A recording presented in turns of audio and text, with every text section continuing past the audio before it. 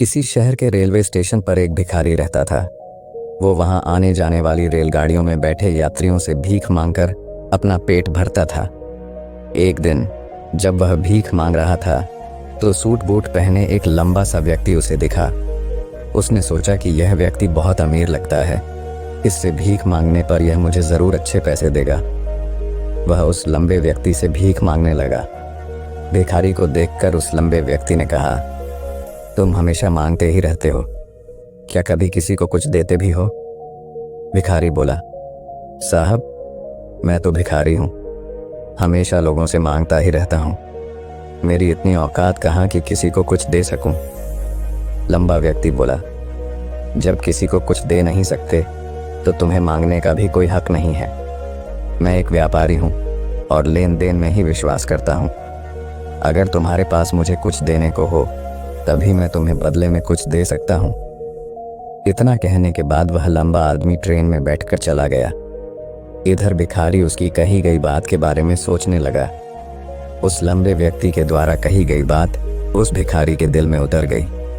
वह सोचने लगा कि शायद मुझे भीख में अधिक पैसा इसीलिए नहीं मिलता क्योंकि मैं उसके बदले में किसी को कुछ दे नहीं पाता हूँ। लेकिन मैं तो भिखारी हूँ, किसी को कुछ देने लायक भी नहीं हूँ। लेकिन कब तक मैं लोगों को बिना कुछ दिए केवल मांगता ही रहूँगा।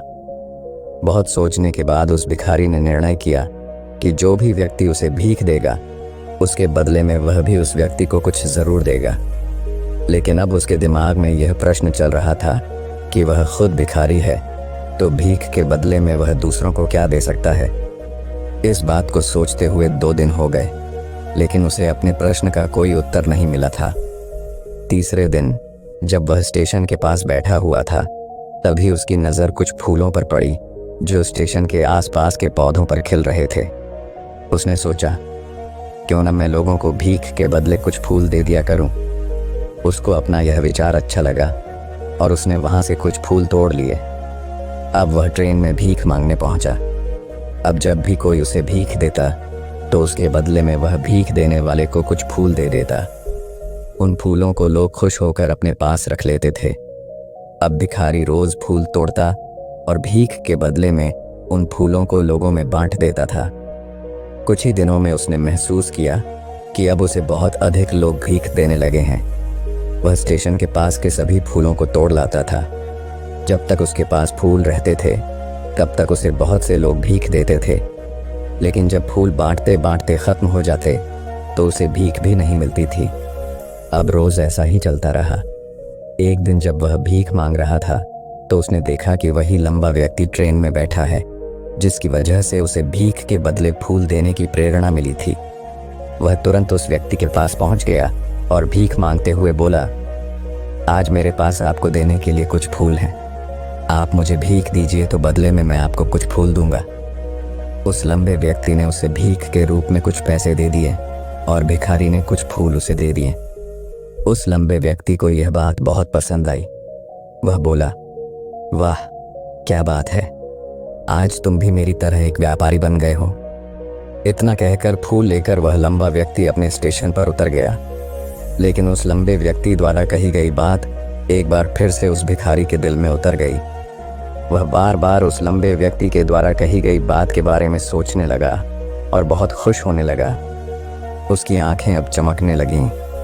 उसे लगने लगा कि अब उसके हाथ सफलता की वह चाबी लग गई है जिसके द्वारा वह अपने जीवन को बदल सकता है।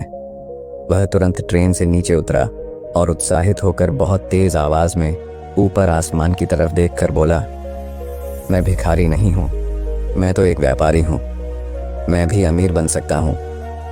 लोगों ने उसे देखा तो सोचा कि शायद यह भिखारी पागल हो गया है और अगले दिन से वह भिखारी उस स्टेशन पर फिर कभी नहीं दिखा।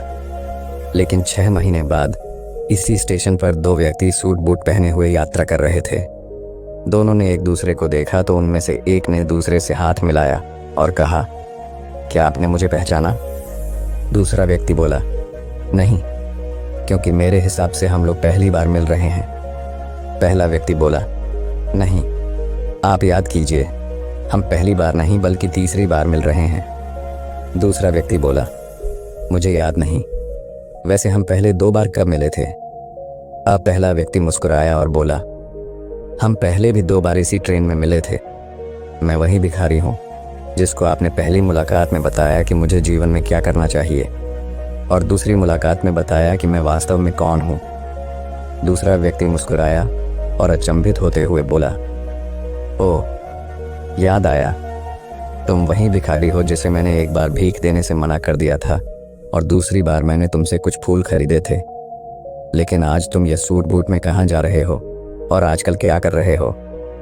तब पहला व्यक्ति बोला, हाँ, मैं वही भिखारी हूँ, लेकिन आज मैं फूलों का एक बहुत बड़ा व्यापारी हूँ और इसी व्यापार के काम से ही दूसरे शहर जा रहा हूँ। कुछ देर रुकने के बाद वह फिर बोला, आपने मुझे पहली मुलाकात में प्रकृति का वह नियम बताया था जिसके अनुसार हमें तभी कुछ मिलता है जब हम कुछ देते हैं। लेन देन का यह नियम वास्तव में काम करता है। मैंने यह बहुत अच्छी तरह महसूस किया है, लेकिन मैं खुद को हमेशा भिखारी ही समझता रहा। इससे ऊपर उठकर मैंने कभी सोचा ही नहीं।